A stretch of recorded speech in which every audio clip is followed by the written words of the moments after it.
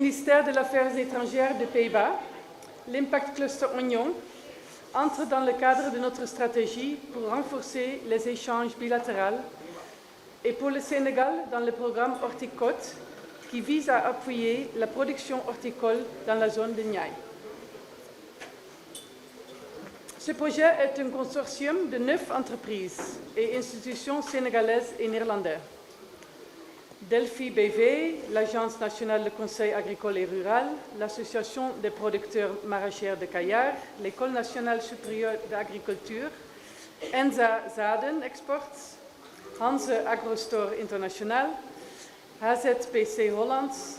Mais Emerging Markets Research et The Salt Doctors. C'est un vrai partenariat entre le Sénégal et les Pays-Bas et on est très fiers de ça. Grâce à cette initiative, les producteurs, membres de l'Association des producteurs maraîchers de Kayar, bénéficieront d'une formation de 3 ans sur de bonnes pratiques agricoles, les nouvelles technologies horticoles durables et les pratiques commerciales rentables. En plus de contribuer à améliorer les compétences des petits producteurs, le projet Impact Cluster Oignon ambitionne de développer une chaîne de valeur oignon résistant au climat, tout en fortifiant les exploitations familiales. Mais ce n'est pas tout, puisque ce projet vise également à favoriser un usage plus efficace et plus durable des ressources naturelles, notamment dans les conditions de salinité. En outre, l'Impact Cluster Oignon a pour caractéristique déterminante de créer les conditions d'un transfert de connaissances avec une implication incontournable des partenaires locaux qui vont accompagner les producteurs sur le terrain. Et je veux nommer bien sûr l'ENSA de Thiès et l'ANCAR. Compte tenu de l'intérêt suscité par le projet Impact Cluster Oignon ainsi que ses nombreuses vertus manifestes, c'est dès lors qu'avec enthousiasme, les Pays-Bas ont pris le parti de concourir sa concrétisation. Sur un budget total de plus de 950 000 €, soit près de 620 millions de francs CFA, une subvention de 65% a été accordée par le gouvernement néerlandais. Honorables invités, Impact Cluster Oignon a pour vocation d'accompagner la stratégie de la souveraineté alimentaire mise en place par le gouvernement du Sénégal. En adéquation avec les orientations et les besoins exprimés par les autorités sénégalaises, le ciblage de la filière oignon opérée dans le cadre de ce projet permettra de renforcer la cohérence de cette démarche, de même que la synergie des actions prioritaires. Mesdames et Messieurs, distingués invités, je ne saurais clôturer cette allocution sans remercier le gouvernement du Sénégal pour son étroite collaboration, car c'est uniquement en coordonnant tous nos efforts que nous allons maximiser nos performances et stimuler la résilience des populations les plus vulnérables. Mes remerciements vont également à l'endroit de ceux dont l'action constitue la pierre angulaire de cette initiative. Je veux bien entendu parler des membres du consortium, conduit par Delphi, mais aussi par de précieux partenaires locaux comme ENSA, AMCAR et APMK. Leur engagement et la qualité de leur expertise font des excellentes raisons de présager la réussite de ce projet, structurant pour la relation bilatérale entre le Sénégal et les Pays-Bas. Alors, je vous remercie pour votre aimable invitation. Je remercie aussi mes collègues qui sont venus avec moi, en particulier Viviane Faye, qui est notre attachée agricole à l'ambassade. Et merci à tout le monde ici. Jërëjëf.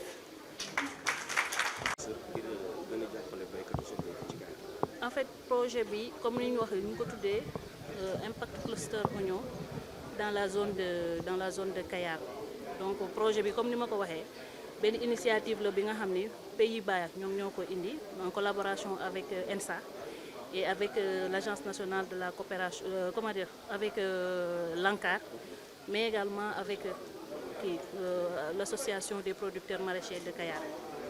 Donc projet bi luñ ko défé dañu def de telle sorte que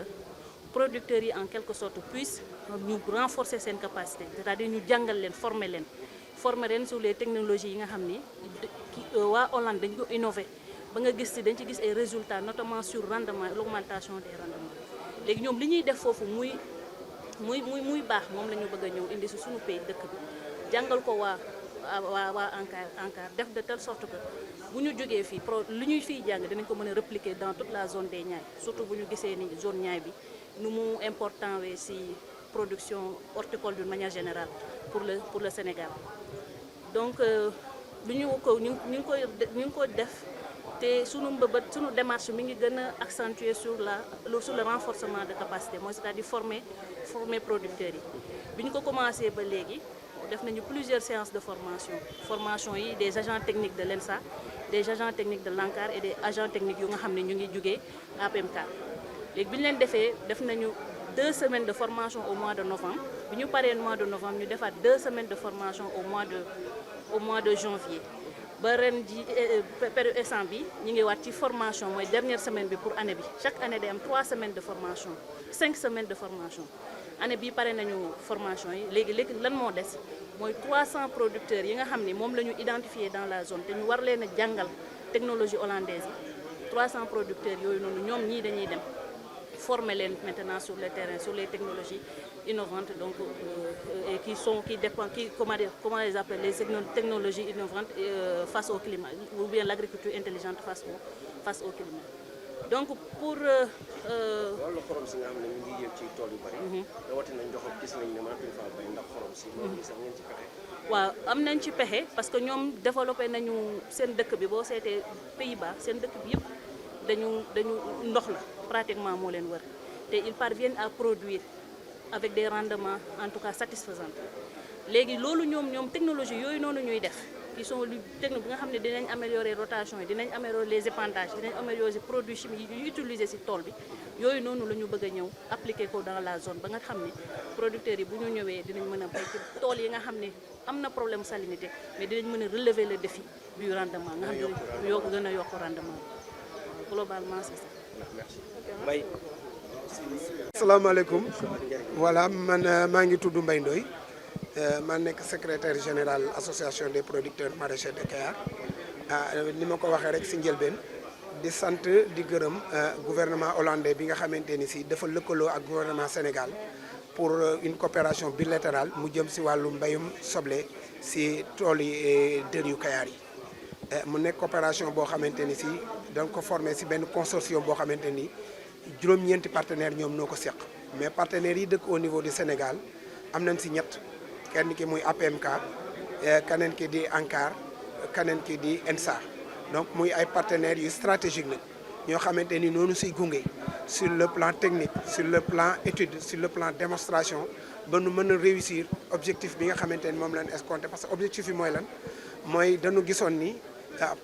soble demoon na ba bëgg réer ba naxsaay ci Kayar lan moo ko waraloon parce que gisoon nañ ni ñi ko doon béy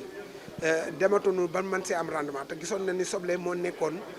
maanaam mbay mi nga xamante ni moom lañ daan def suñu mbay bi nga xamante ni moo nekkoon suñu culture de prédilection mais xorom si yéegaayu xorom si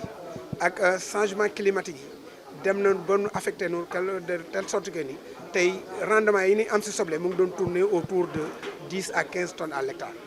nga dem Hollande nu ni dëkk la boo xamante ni boo doon xool Tamba sax moo ko ëpp te ñoom li ñuy produire dañuy produire ci soble ba di génnewaat di ko di ravitailler yeneen dëkk yi ñoom ñooñu nag bi ñu gisee situation bi dal Kayar nu ni dinañu accompagner ci loolu pour que mbayam soble nu rehausser waat mais aussi nu mën a bay dunde mais dundal loolu nag ci projet boobu moom la ñu indi tey nu ànd ci ak ñoom nu ànd ci ay nu former ci 10 formateurs yoo xamante ni ci ñenn ñi nu ngi jóge APMK ñenn ñi nu ngi jóge ANCAR ñenn ñi nu ngi jóge ENSA ñooñu formation boobu def nañ ko ci 5 semaines maintenant 5 semaines yi ci semaine bii nu nekk nii demain la war a jeex mais bu jeexee nag ñum formateurs yooyu noo war a jël sottiwaat def démultiplication formation bi ñu jàng ci ñoom te gis nañ ni am na njariñ surtout sur les techniques culturelles sur le changement climatique nan la ñuy adapté woo ba mën a dem ci rendement yooyu nga xamante ni day nekk 80 ba 50 tonnes à l'hectare bu boobaa dina dem ba nga xamante ni ci autosuffisance bi nga xamante ni moom la ñu am ci bay dundee mais dundal nit ki nga xamante ni day bay gis boppam si mbay mi ba nga xamante ni ëllëg ak si biir li mu doon jooy dootul wax ni pomme de terre rek moo fi nekk mais soble dina ko boolewaale si calendrier culturel am mais aussi mën a booster rendement yi nga xamante ni si Sénégal soxla nañ ko parce que tey gis nañ ni avec les changements climatiques économie bu mu mënti doon da nga war a reposer sa économie si wàllu bay donc loolu moo tax projet bi mu ñëw si heure am mais aussi fi mu ko porté juumunu wax nañ ko sànq si interview yi xam ni APMK mu nekk organisation bu dynamique boo xam ne depuis 2019 ak léegi bi mu ñëwee gis na fi mu jëlee mbay mi ak fi mu ko yóbbu parce que tey état du Sénégal rek si subvention en semence de pomme de terre ren jox nañu 500 tonnes de semence de pomme de terre te si biir 500 tonnes yooyu ñu ngi siy xaar 23 500 tonnes de rendement de pomme de terre boo xamante ni si dañ see war a dundal Sénégal gépp chiffre voilà loolu lay toll donc pour wane rek doyo bi nga xamante ni si nu ngi koy liggéey si wàllu maanaam autosuffisance alimentaire maanaam mbay dund ak dundal si gox bi parce que bu ñu waxee ni Sénégal si pomme de terre ba si soble pomme de terre rek boo ko jëlee nu wax ni mu ngi siy dundee si mois bu si nekk nit ñi dina dundal Sénégal gépp si 10 000 tonnes Sénégal Kayar rek di mën a produire 23 500 tonnes boo ko doon diviser mën ngaa dem ñett ba ñeenti weer yoo xamante ni si Kayar rek mën naa dundal Sénégal gépp loolu nag du lu ndaw lu nu war a jàpp la booster ko soble bi tey jii nu ngi toll si 400 000 tonnes yoo xamante ni si moom la ñuy xaar si Sénégal si soble te Kayar amoon si rôle bu am importance tey jii nu gisoon nu rôle boobu mu ngi doon wàññi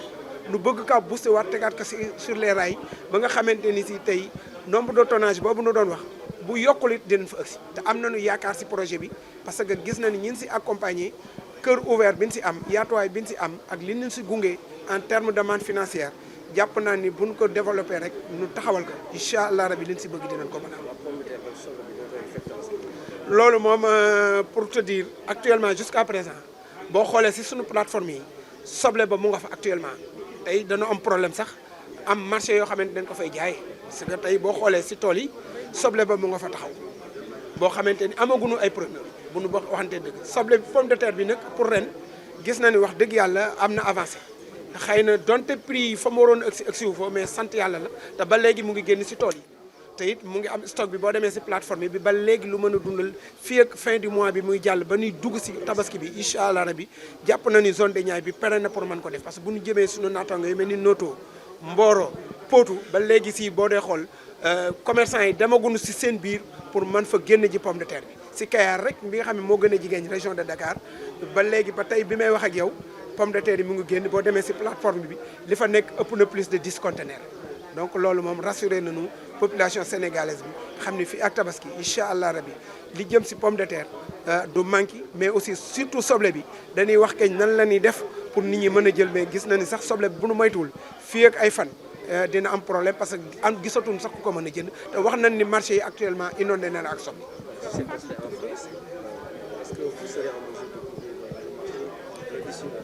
Voilà, par rapport à la couverture en pommes de terre et en oignons sur le marché, on peut dire qu'actuellement, présentement, sur ce que nous avons vu sur le marché et au niveau de la plateforme de Kayar, on peut se rassurer qu'on pourra assurer la consommation en pommes de terre d'ici la Tabaski. Surtout maintenant, par rapport à...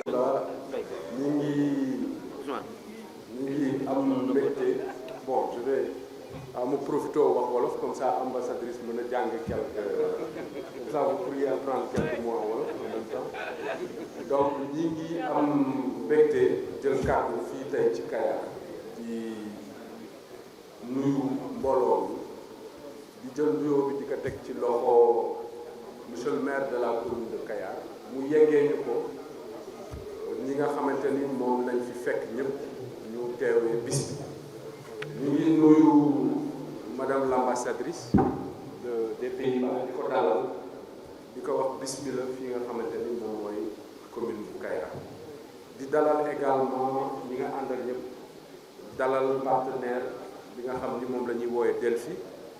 di dalal également chef de service départementaux yu Thiès directeur bu ENSA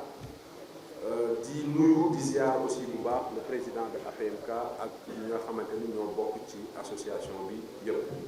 di nuyu kilifa diine ak aada yi nga xamante ni moom lañu fekk fii ci Kayar donc di wax rek gàttal tënk ci wolof ni tey am nañu mbégte bu rëy bu mag ñëw fii ci Kayar fekkee li nga xamante ni moom mooy atelier bi nga xam ni ci la ñuy lancé projet bi ñuy tuddee impact cluster oignon. Mbégte mi nag ñu ko am ndax APMK dafa nekk association boo xamante ni association bu ñu xam la, association boo xamante ni la dañ koy suivre, association boo xamante ni la